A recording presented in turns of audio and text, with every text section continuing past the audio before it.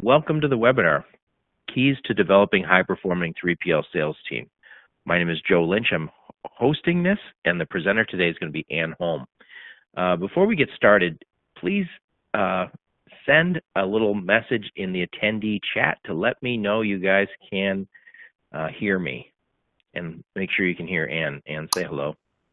Hello.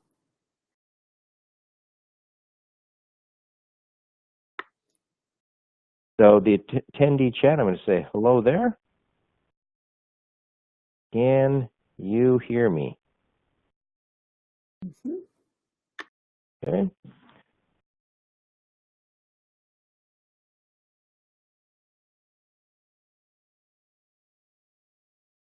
We're going to also use Hello? that. Hello.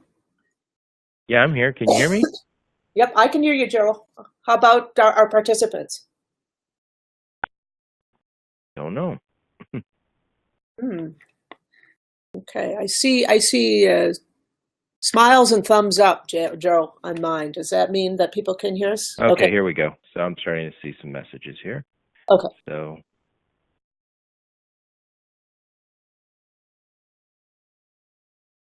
okay, so, Art, how you doing? Glad you're here. I did recognize a number of names here, so thank you guys all for coming. And again, the webinar today is Keys to Developing High-Performing 3PL Sales Team. And without further ado, we'll get started. Ann, take it away. Okay. Oh, before I say that, Ann, could I just say this? My name is Joe Lynch. I am from the Logistics of Logistics. I'm the founder and owner.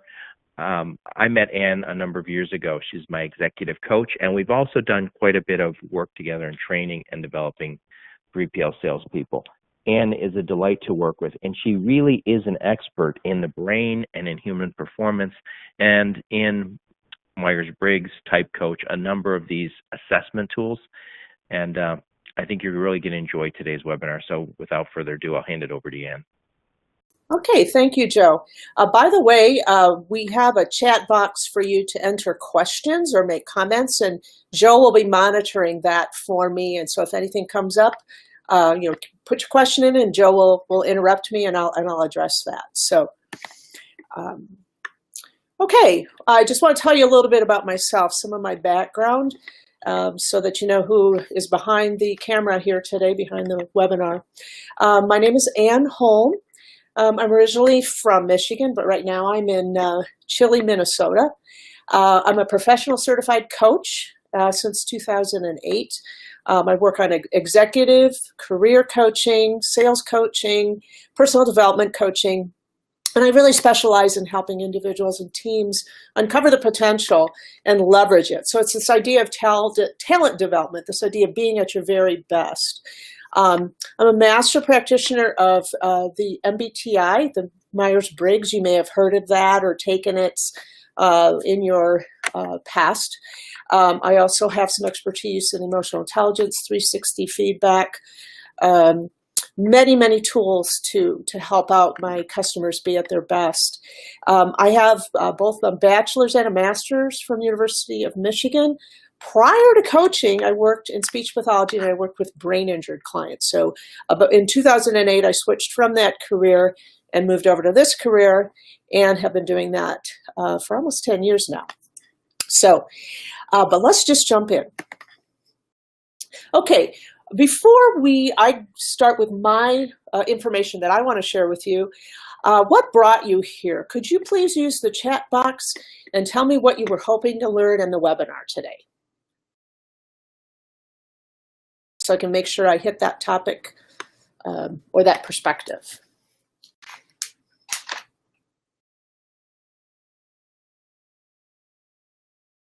Don't be shy, people. Yeah. So I see my buddy Art has sent a quick question. Other ways to connect and use LinkedIn. I heard that from Art, so that's a good one. Yep, I can put this in. I see another one. Okay. I think also there's something here about developing 3PL sales guys, but for social selling. Mhm. Good Oh, question. yep. I can So I a can add few that more here. perspective. I can add that Want to perspective. improve my sales skills, how to create superior sales teams. Hmm. I think these are all within. Good question, Renee. Thank you, Riaz, Jessa. Thank you. Good questions. Hmm. Any others? Don't be shy, folks. Okay, we have a few Yeah. that are duplicates. Okay. Tom, thank you. Yeah, Right. so I will put the information in the context of both developing as a sales individual and a sales team, and also in the context of a very important topic you brought up, which is the idea of social media, LinkedIn, social selling. That will also, this topic will also play into that. I don't have prepared slides, but I have a lot to say about that. So if I haven't brought that up, Joe, remind me at the end of it, Yeah. how this all works with social selling and with LinkedIn. So without further ado, we'll move ahead with my slide. We got a few more questions in that Okay. you might try to put in there. How to avoid the shipping manager's voicemail by Danielle. Renee had how to deal with the variability of sales and maintain possible good level of sales, and how to sell 3PL over Okay. asset-based carrier. I don't know if that's necessarily part of it, but I think you'll get some good ideas on Yeah. approaches after that. Yeah, we can point you in the right direction on some of that. So I do have the list on my piece of paper here. But Joe, if you see that I may have missed at least making a couple of remarks about these topics, let me know. All right. So there's a website called Sales Hack, and some of you may be familiar with it if you're salespeople. But it's a website all about sales, developing sales, skill sets, teams, and all of that. And 5 of the suggestions they give for building a high-performing sales team, according to Sales Hack, are what you see on the screen here: talent development, coaching and continuous feedback, leading by example, appreciating your team but holding them accountable, and celebrating the small wins and having fun. Now, the reason why I have the top 2 in red is those are the areas I'm going to talk about today, and those are the areas that I specialize in. So that's why I'm going to talk about that today. But these 5, according to Sales Hack, play into an individual's and team's high-performing sales skill set. So how you develop your sales team has a big impact on your logistics business. Logistics, of course, is a very technical field. Much of this is done by software. Now there's blockchain coming in. There's all kinds of technology that you need to keep up with, and that's very true. But according to Supply Chain Quarterly, supply chain scorecards typically focus on operational metrics. But if companies want to capture a true picture of their success, they need to measure employees' interpersonal performance too. So because it's so heavily technically minded, it's easy to forget the people side of it. But the people side is very, very, very important. So let's talk about what 3 things that make people effective sales individuals. So the first one is effective salespeople are self-aware. Actually, Harvard Business Review had an article on self-awareness being key to success, and so it's been getting a lot of press lately in the business papers and the business journals. Self-awareness being very, very important. So one of the ways to look at self-awareness is, what are your strengths and what are your blind spots? What do you do well? What energizes you? What's a challenge, or what stands in your way? Now, there's lots of levels of self-awareness. Many of us can probably say something about ourselves that we don't do well. So I might say, I tend to talk too much. That might be one thing that you might say is sort of a weakness. I don't know when to stop talking. But there's a level of awareness in which you understand that talking too much might actually be affecting your work. It might be affecting how well you conduct a sales transaction. So you may be self-aware, but the idea is to become so self-aware that you start to wonder about what strategies do I need to make a change. So you want to know that. You also want to know what you do well. And so you want to have a really strong sense of what you bring to a team, what you can really rely on. But you need both. You need the strengths and you need the blind spots. And it all falls into the category of self-awareness. And it's really important for sales teams.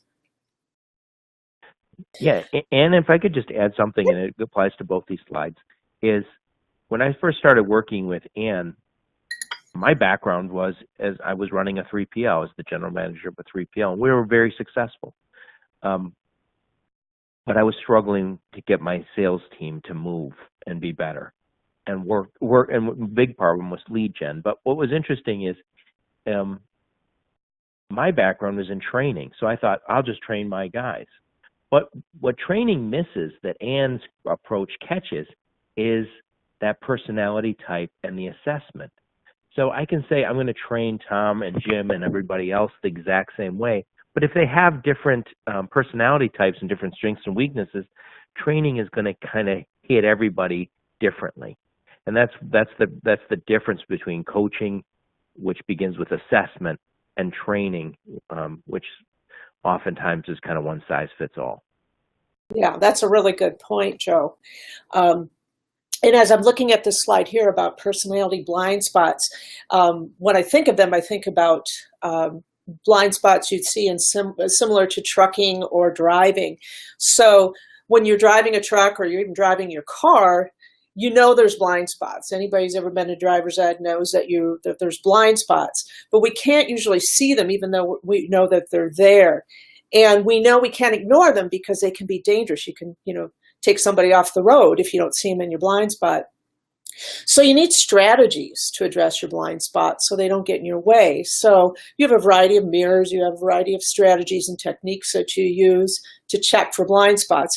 It's the same way with your personality. You're going to have these blind spots that you may have a vague awareness of where they are, but you may not know what to do about them. So that's one of the ways that we build self-awareness so that you're more effective in sales. So that's the first pillar today that we're going to talk about.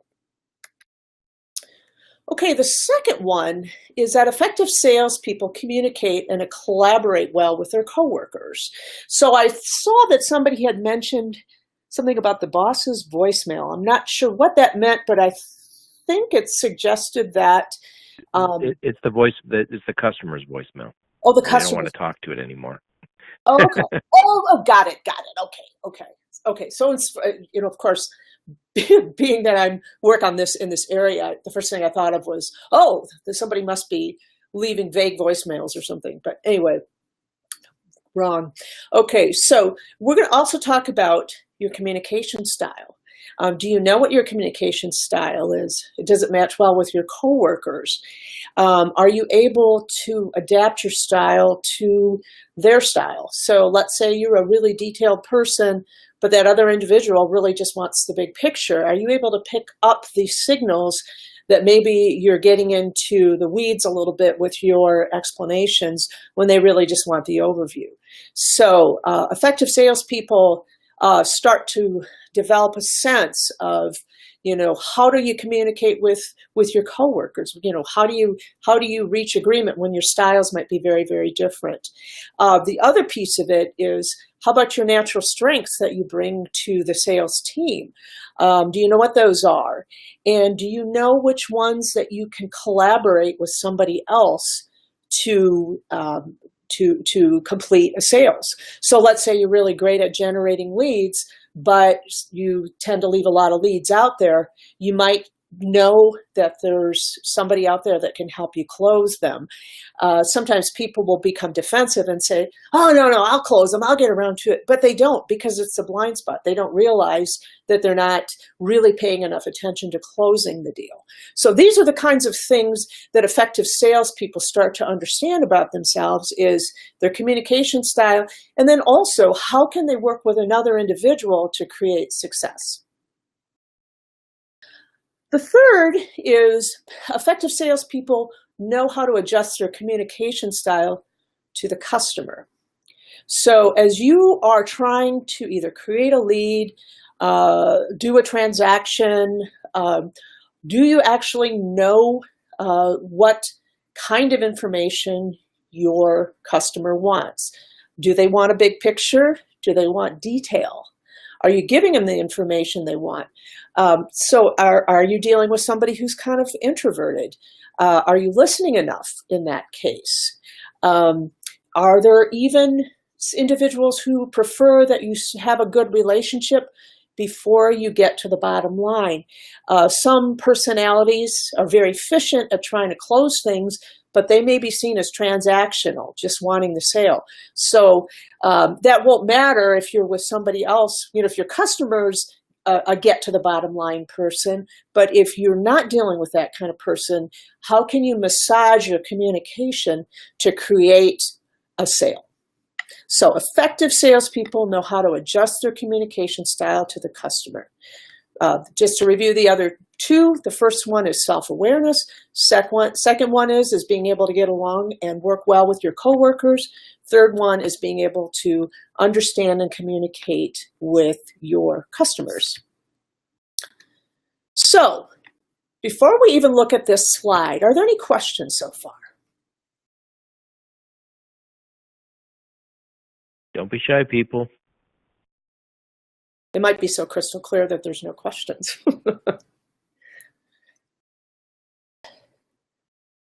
We got a question from my friend Art. So, not yet. Good question, Art. Thank you. Okay, good. All right. So I want you to take a look at this slide. This is a slide of me and my personality type and some adjectives that are descriptors of what people like me are like. And then somebody who's almost as successful as I am, Warren Buffett, and his particular strengths, his particular adjectives. What do you notice about these two?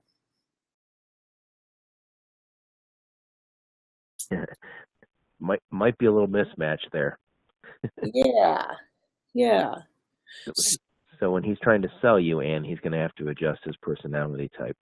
Right. Now, you had a story about Warren Buffett in terms of his interpersonal skills, because he really wasn't known for those early on. What did he do, Joe?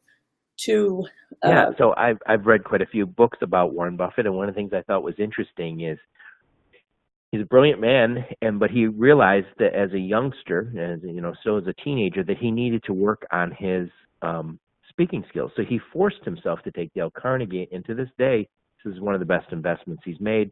Additionally, he kind of forced himself into a public role, recognized that wasn't where he preferred to be.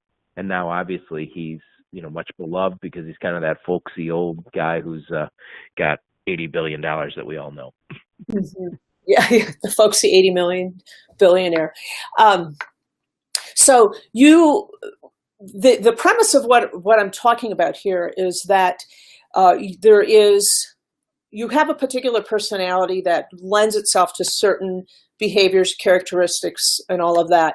Then you have your learned behaviors. So these are the strategies that Warren Buffett used to connect with people when his real natural and happy place was this methodical, clear, reserved, precise type of personality. He realized that wasn't enough. He realized that he could ground himself in this type of thinking, by way of building his investments, but that in order to reach out beyond that, he needed to develop some interpersonal skills. Likewise, individuals who are more like me, which are more chatty and collaborative, we have to get a little bit of Warren Buffett in us and start to develop strategies to become more precise and more methodical. All these things are learnable, but it's also important to know what your strong suit is in the first place. So what sales strengths do you think Warren Buffett would bring to the 3PL world? can just throw it in the chat box. What do you think he would bring to your sales team? What kind of guy would he be? I think he'd probably be pretty good with the numbers. I'm guessing that. Just a guy who would be able to kind of do the analysis and be able to show exactly where the savings were and exactly where to go find the money. Mm-hmm. Very analytical. Good. Thank you, Riaz. I hope I'm not mispronouncing your name. Mm-hmm. Yep, that would be a natural strong suit for him. What about the person on the left? What might they bring to the sales team?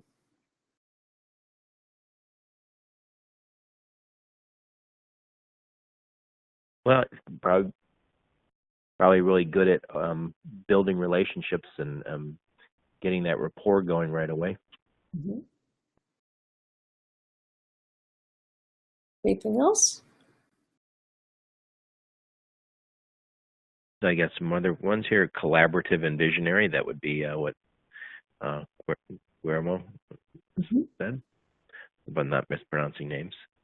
Yeah. You might see the person on the left, for instance, really getting the sales team re-energized when things aren't going very well. For instance, this person on the left actually does that very, very well. So if you're having a bad few days, this individual's natural strength is, one of the natural skill sets is to create energy and to get the sales team ready to go again. So you can see they bring different things to the party, and if they were working together, they would probably really, really cover a lot of ground. Okay, any other comments? Yeah, and if I could add something, Ann, as you know, because you're my coach, I'm also an ENFP, which is why Ann and I get along so well. But one of the things that Ann's taught me over time is, as an ENFP, there's a lot of energy in connecting with new people and new ideas. And so we're very natural at opening new relationships and getting new leads. But as soon as I get those new leads and I say, oh, I got to put together a proposal, I'm okay doing the proposals. I feel great when my presentation's done and I get to go back and see everybody. That's great. But it's the in-between. I don't want to do the proposal. I'm good at it. When I finally sit down and do it, but I will procrastinate that. So what I've done is, and I do a lot of proposals, I have a young guy who works for me, and I say, it's your job to meet with me on this date so we do the proposal. Yeah. And that's something I've learned from Ann. And to her point, if you can partner with somebody who naturally is a closer, and where I'm naturally an opener, you're way ahead of the game. And I think also if you're managing a team, it's really helpful if you say, I know who's the openers on my team, who's the closers on my team, and that's just the two opposites, but there's obviously a lot of in-betweens too. Yep. And as a matter of fact,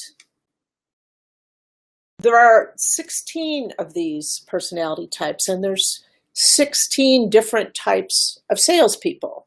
So I've heard people say, oh, he's got a sales personality and all of that. But actually, the nature of sales is that many people do the job. Many people bring different things to the table. In your sector, there's going to be a lot of people who are going to be thinkers. And so they're going to be a lot like Warren Buffett as far as being very, very precise. But not always.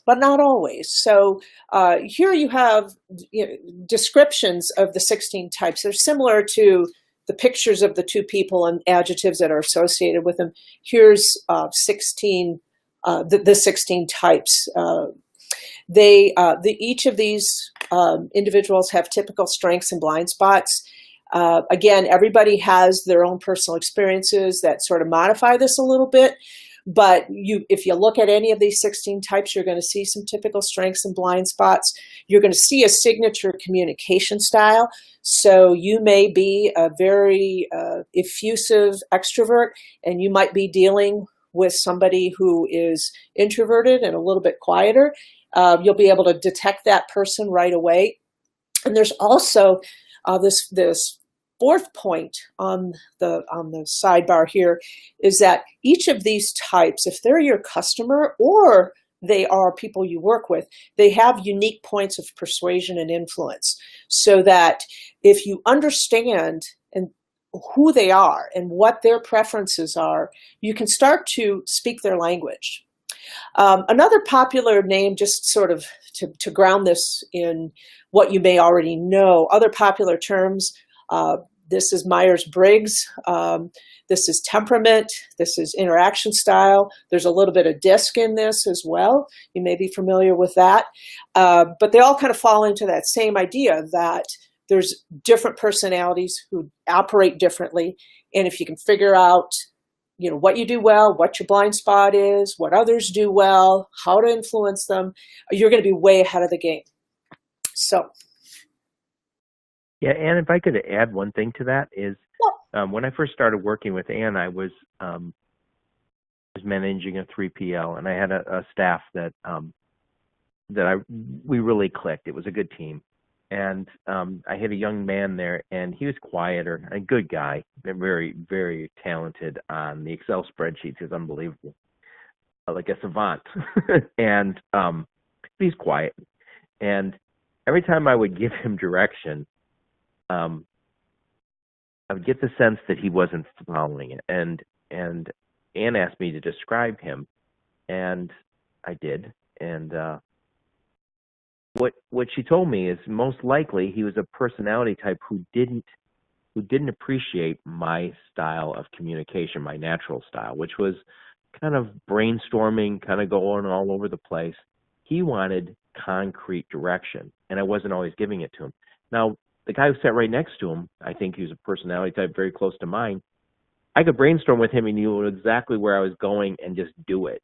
So I had to adjust my communication, and as soon as I did, I even mentioned it to him. I said, I learned something. Well, I'm confusing you. I'm speaking in circles, and you wanted a straight line. So there's a lot to be said for what Ann's talking about here. Yeah. So in this next slide here, I want to talk about personality as far as sales is concerned. So I want to drill this down to the idea of sales. So here's an example of Joe's sales assessment. I did that for him. And you'll notice that this is just a piece of this, but you'll notice that Joe has some big strengths, and he's alluded to them already in this conversation, and then he has some big challenges. And these are fairly typical for his personality type. Joe, give me an example, or give us an example of one of the strengths and what it looks like with you, and one of your challenges and how you overcame it. Well, one of the strengths I had, I think I already said it, was I can get lots of great leads. And I also have a lot of new ideas on stuff. So I'm kind of a natural brainstormer. So if I'm going to see somebody and they talk about a problem, or if I'm talking to them on the phone, I'm quickly, working with them towards, new ideas, which I love. I love the new relationships. And then the challenge is kind of on the other side, on the downside of that. When I go back and look up through my notes and I go, oh, okay, now I got the beginning of a proposal. I got to sit down and do this proposal. And rather than, jump right at it, which my daughter would do, one daughter anyway, would just be the next day, that's my job. I got to make that proposal. I got to call them back, get a meeting scheduled. I'll end up waiting 2 or 3, 4 days, sometimes, make an excuse for why I couldn't give the proposal. So, it's that follow-up, and it's not like I fear going back and doing it. I'm on to the next cool thing, which is the relationship and the ideas. Yeah. And also, I know this happens to me when I'm working with somebody generating leads. Sometimes there's a tendency to talk too much and not listen. And so we can talk me too. Talk our customer right off the ledge. And we don't even know we're doing it because we think we're just being friendly. And we can talk our customer right off the ledge if we don't realize that that's a blind spot for us. So a lot of times our strengths, which is this really friendly, piece can also be our blind spot, which is we can be so friendly and so in that person's face that they might go, oh my God, oh, he's coming in the room. Oh boy, I just don't want to talk to him. I don't have the time. So when I do a sales assessment for individuals, I look at stuff like this. It may be that you're an individual who goes right to trying to close a deal, and you may not realize that you're going too fast. So the sales assessment will get at some of that as it specifically applies to you or someone on your team. So now, this great sage in the world of logistics, Joe Lynch of the Logistics of Logistics, said, logistics is a hectic business. So it's hard to get your people in a room for sales training when the phones are ringing and you're trying to book a load. And I would agree with that. That's brilliant. It's brilliant. Yeah, that is brilliant. He's very, very, very bright. How about you? How is sales training going for your team? Are you able to get people lined up, or what kinds of challenges do you have in your particular world? Are you even doing any sales training and development? And again, I always say what Ann does is beyond training, it's more development. Mm-hmm. What do you guys sales training? Are you guys doing any at all? Yes, mm-hmm. No, maybe so. Yeah, what does it look like? We'll wait till they figure this out. Yeah. I've heard use that chat box, please. Yeah. I've heard from a lot of people that it's hard to get, because of the fast moving nature of this business, it's hard to get people into training. My old buddy George Muha, not much sales training at my company. You don't need it, George. My situation is more trying to understand one's own strengths and weaknesses. That from Riaz. So that's a good point. If you know your strengths and weaknesses, that's a big step in the right direction. Then we haven't trained in years just reading books and articles. So it sounds like what I'm hearing here, Ann, is that these people aren't doing. Mm-hmm. There isn't any real training, and I think part of the reason is I'll just throw this out there, my own assessment. A lot of stuff is kind of this 1990s one size fits all. Somebody says, you got to make 100 phone calls a day, say certain things, and some of that stuff isn't backed by any sort of research. It's just kind of almost like old wives' tales about what you should do. Mm-hmm. And a lot of times sales training also what we're seeing is nobody's doing training. Yeah. Well, and what I'm also seeing too is that some of the sales training is around the actual products that you're trying to sell, but there isn't any training or development around leveraging yourself as a sales individual or as a representative of the company or as a leader in the company. There's not that piece of it. So it's not just the product, but it's actually how do you show up as a salesperson? You've heard of people who say, he can sell ice to an Alaskan or to an Eskimo. That's an individual who has learned how to leverage their personality. They've learned how to listen, and they've developed to that point. Much of sales training really does focus on things like what's the product, what are its features, and so you have to the point of getting somebody to actually talk to you, there has to be a way that they will engage with you. If they don't see that this is an engaging opportunity and it's just going to be a sales pitch, there's a good chance that they may not want to go any further. Before I get to my next slide, I do want to talk about social selling in LinkedIn, because this is actually a really, really good place to insert that topic. So when you are doing social selling, that is, either you're participating on Twitter or LinkedIn or any of those types of social media platforms, Facebook, it could be Instagram, you have to have a good sense of who you are as an individual, because that becomes an extension of yourself. So that becomes sort of your calling card. So when you put together a LinkedIn profile, for instance, it's not enough to just say, I'm Joe Lynch, the logistics of logistics. That doesn't tell anybody anything. Joe has to say something like, I'm Joe Lynch from the logistics of logistics.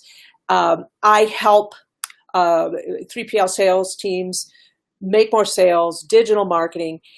And he has to leverage his personality. He has to demonstrate that he has this way of connecting with people, connecting people with leads, teaching people how to connect with people. So he knows what those strengths are, and so he can leverage them.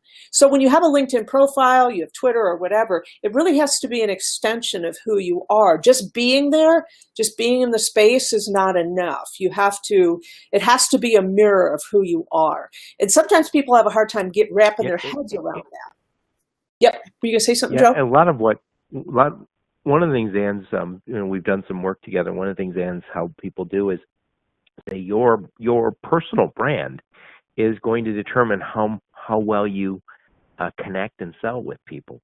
Yep. Well, if me as an ENFP, just like Ann, if I was to say, hey, I'd like my personal brand to be all about analysis and being methodical and having this great approach, you'd say, well, that doesn't fit who you are. So it doesn't make any sense. I can't be true to that brand.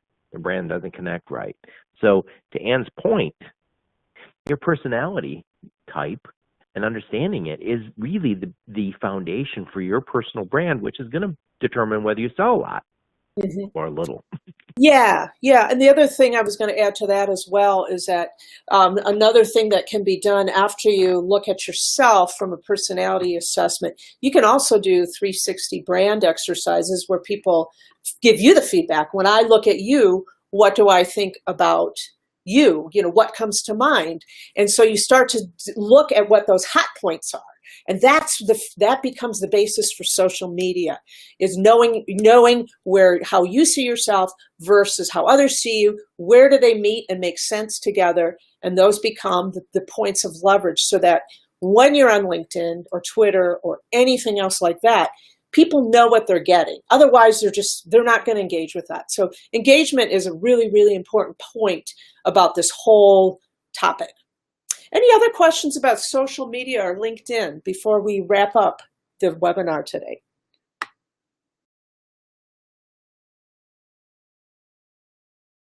Okay, did those questions get answered? Social selling? So would you like to hear any more about that? The techniques for social selling, there's lots of techniques. I can teach those, but before you even get to the level of social selling, you have to have your personal brand and who you are pretty straight, so they know who they're dealing with.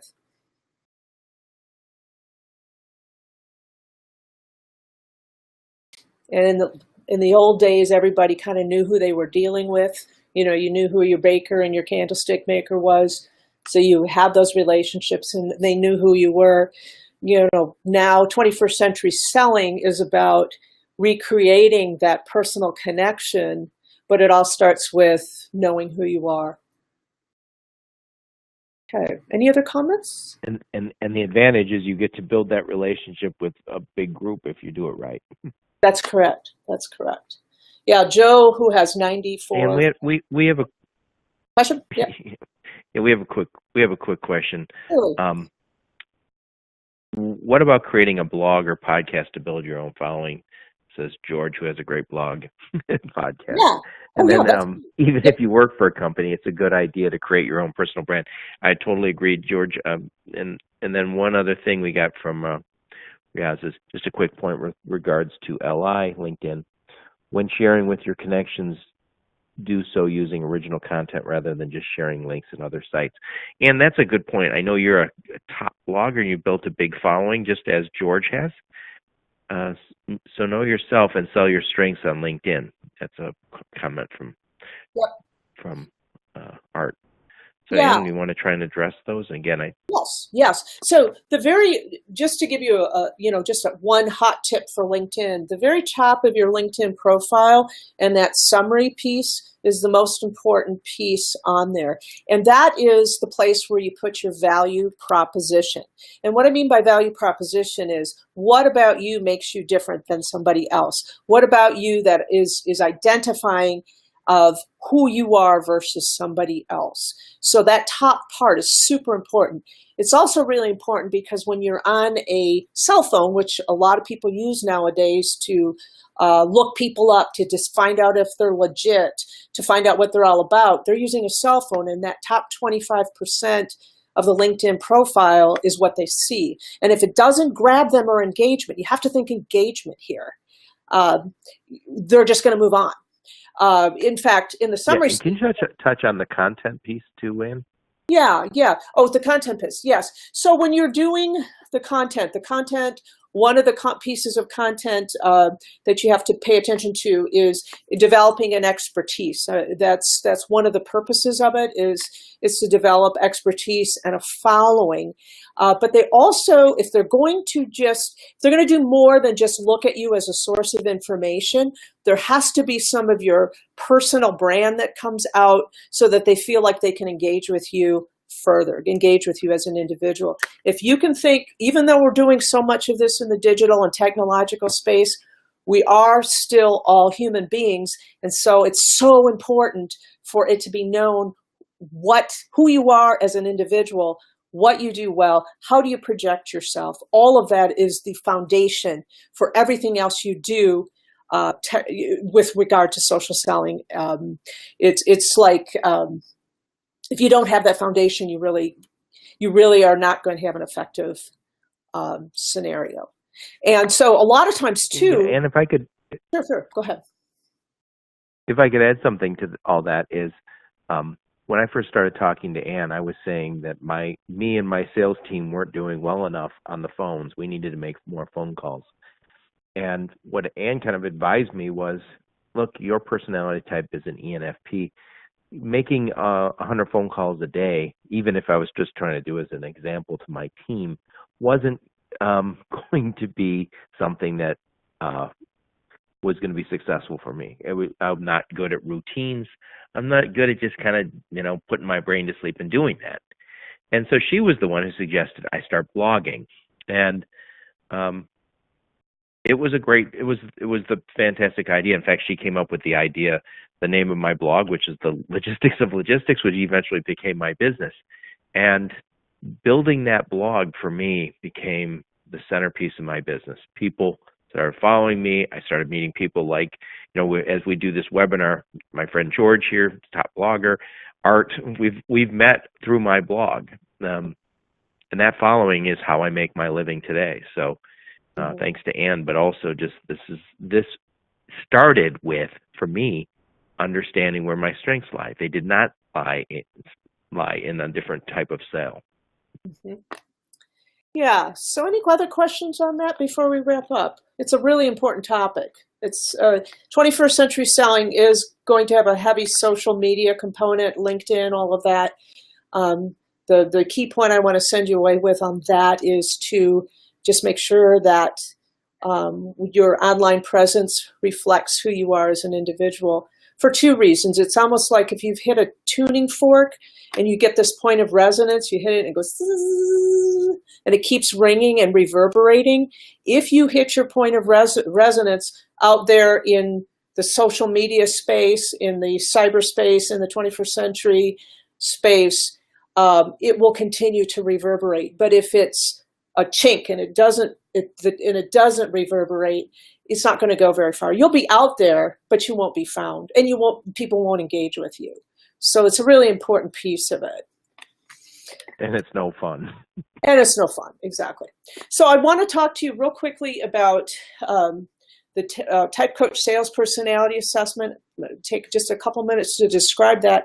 And then also I have something here at the end of the webinar, a free coaching session for everybody and ways they can sign up for it. The free hour-long coaching session with me on any topic of your choice. It could be personality assessment. It could be wanting to know more about LinkedIn. It could be wanting to know about 360 brand. Any of those topics are certainly on the table. But so when I finish these next two slides, I'm going to give you the information on how you can schedule a free hour-long executive coaching session with me if you wish. So what I have for the busy professional who is trying to book a load and doesn't have a lot of time during the day, I have an online assessment called Type Coach, and it's a sales personality assessment. It's 20 minutes. It's interactive. You do some learning about you learn as well as learn about yourself. It's scalable, so if you have a really large sales team, it can be done with lots of people. You do it when you have time, so you can do it at 3 in the morning if that's when your time slot is. You'll get a report that will outline your overall strengths and blind spots, so you'll start to understand who you are and what you really bring to the table and what you may be not paying enough attention to. It'll talk about it in the context of sales personality. So it's going to be. And apparently your voice is going choppy. I hear you okay, but some people can't hear you quite right. So hang on just a second, see if that's the problem. Okay. Okay. So I'm going to. Hopefully Can everybody hear me now? Okay. So it's a scalable way for you or your sales team to learn about your strengths and blind spots. There's also an option to do it from just the perspective of general personality assessment. I put it in the context of sales since this is a sales webinar. There's also a feature on there that will help you get along with individuals who are different than you. We saw 16 heads there. There's some tips on how to deal with the other 15. It's going to talk about your work style, your communication style, how you collaborate, how you influence, what are your strong suits for influencing your customers and prospects, and it's going to teach you how to adjust your communication style. So that's what goes on with this particular assessment. So it's convenient and practical, easy. It leverages the latest research on sales team development, so it's not one size fits all. And you can get quick wins from it right away. You learn right away some of the things that you might do differently. It's really cost effective. So the next step. Well, if there's one thing I could add before you finish here, and I wanted to just throw this in there, is if you're managing a sales team or just managing yourself, it doesn't really matter. To be able to look at, if you're managing that sales team, and be able to say, here's what these guys' strengths are and here's where their weaknesses are. And Ann mentioned it earlier, you can start to pair them together. Then you can also start to coach them and say, look, I know Joe talks too much, so I'm going to come over here and just, remind him occasionally if that becomes an issue. Tom doesn't do this. Ellen doesn't do this. So you start working with your people with some real good assessment background to start with, as opposed to just your gut feel. Mm-hmm. One of the things, I'll give you an example real quick. So Joe talks too much. So a quick win might be a tip to say, Joe, mute your phone when you're on a conference call so that you don't, want to jump into the conversation too quickly. So mute your phone and keep a piece of paper handy and write down what you want to add to the conversation. And those are quick wins. Those are quick strategies for people that they can get an immediate change right away in how they do their conversations. If they're talking to a customer and they tend to talk too much, mute the phone. Okay. So we have one last question here, Ann, before you jump, and it's how do you deal with challenges when you're working solo? Maybe hit that just before you finish up. Sure. So when you're working solo, if you get a good understanding of what your strengths and your blind spots are, for instance, and you get an idea of some of the ways that you can adjust your communication, there's lots of you can get strategies. I can provide you with strategies on how you can work around some of these blind spots.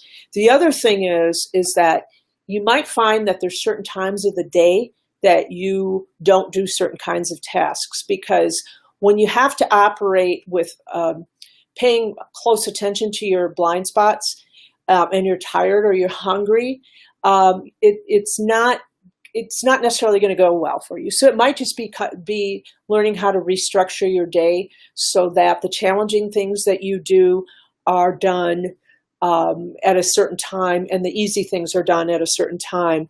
So for instance, with Joe and the proposals, getting at them first thing in the morning might be a good suggestion rather than waiting to the afternoon when he's very likely to be tired and not interested in it at all. So, so you can make some adjustments, lots and lots of strategies to do that. So, so the next step is to claim your free coach session. You get a complimentary full-length executive coaching session on the topic of your choice. It's an hour. You get an hour, and we can talk about personality. We can talk about 360 branding. We can talk about LinkedIn. You can tell me about your frustrating spouse, somebody in your office that's driving you nuts. You get to pick the topic, but you can schedule this, and it's free of charge. No charge for that. And the way you can do that, there's lots of different ways. You can go to my website and fill out a contact form with your information. I want to talk about this. Here's my contact information. You can send me a note through LinkedIn. You can call me. You can email me. Or you can use my online scheduling site. There's the link down there if you want to write that down. I have a special set of time set away for Logistics of Logistics customers. So you can schedule that right now if you'd like. Get online. So, but these are all the different ways that you can claim your free hour-long session on the topic of your choice. You get to set the agenda. So I'll leave that on there for another minute or so. And even if you can't, or you don't feel like you have anything you want to talk about right now, and a couple days from now, and you think, maybe I would like to talk to her, you can schedule that. So it's not something you've got to do right now, or else it disappears into thin air. Those are available to you, to take advantage of this. If you just want to follow what I do, or I put things on Facebook, Twitter, and on LinkedIn, and I guest blog for the Logistics of Logistics. If you follow me on Twitter, I won't retweet it unless I've read it. So if I see an article that might be useful to people, I don't assume it's a good article. I will read it first. So if you follow me on Twitter, I will always retweet after I've read it. Same with if I post something on Facebook or LinkedIn, I will make sure I've read it thoroughly and find it, my customers will find it valuable. So connect with me if you're just interested in following me at this point. But I'm going to flip back to this one. This is the one where you can schedule your hour-long complimentary coach session. So are there any other questions, comments, anything like that before we? Well, we have a few thank yous, Ann, from Riaz and Art, and a few others. So thank you all for your kind comments. Thank you. I hope this was useful to you. And if I could just add one thing, I think you're kind of the perfect example of how to engage in this new age that we all live in. You create great content, and you're presenting it, you're sharing your expertise, and nobody wants to work with a salesperson. They all want to work with an expert. You're engaging and trying to sell us something, which is great, but you're also sharing your expertise, which I think is just fantastic. So thank you. Yeah, it's lots of different ways to do it. And you know what, by the way, I'm going to say that your personality type will have a lot to say about what type of social media you feel most comfortable with. You may not be a webinar person. You may not be a blogger, but you may be really, really good at curating content on Twitter. You might be really, really good at watching for trends, and maybe you pair with somebody who's a good writer. All the social media, no one has time to do all of it. There's Pinterest, there's Instagram, there's so many pieces, and it just keeps evolving and evolving. And you could drive yourself crazy if you try to do it all. So you want to try to match it with what's possible and what sort of matches your personality, and what's sustainable. You don't want to just throw spaghetti at the wall. There's some strategy in all of that. So, okay, there's a screen, and screenshot it if you have to, if you'd like. But I hope to talk to some of you at some point. And just when you schedule, if you do schedule, let me know that you were on this webinar today, please. And we will post this recording both on the Logistics of Logistics, and you also see it on LinkedIn. And YouTube. We have a YouTube channel. And YouTube, about that one. YouTube's a big one too. By the way, to the blogger, it's helpful if you can get some video in there, because people are very visual. So if you're a blogger and you add a 2-minute video on YouTube or something like that, and you have a YouTube channel, that helps too, if you feel comfortable. So, okay. Thank you very much, everybody. I hope you have a wonderful Thanksgiving. Thank you, Ann. Yeah. Thank you, Ann, and thanks for all the participants. All righty. Everybody Questions, comments, follow up with. Yeah. I'm always the last one to hang up. All right. Thanks again, Ann, and thank you very much for everybody. We'll send the recording out if you're interested. Bye-bye.